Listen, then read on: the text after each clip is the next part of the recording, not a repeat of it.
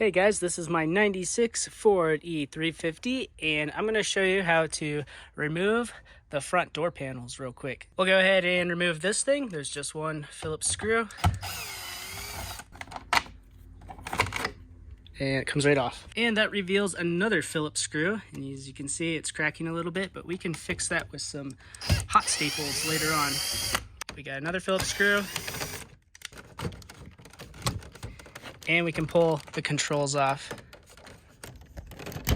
We can pull the connector off for the mirrors. And there's a few Phillips screws for the button clusters. I guess they don't have their own connectors.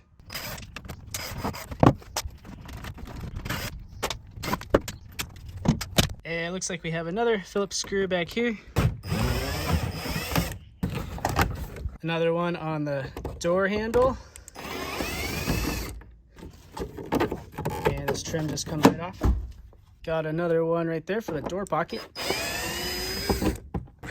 And then the whole door panel will slide up and out.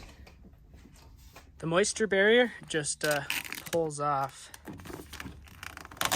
And now you can replace the speaker or the window regulator or whatever you have to do. And then you can just reinstall it in reverse order.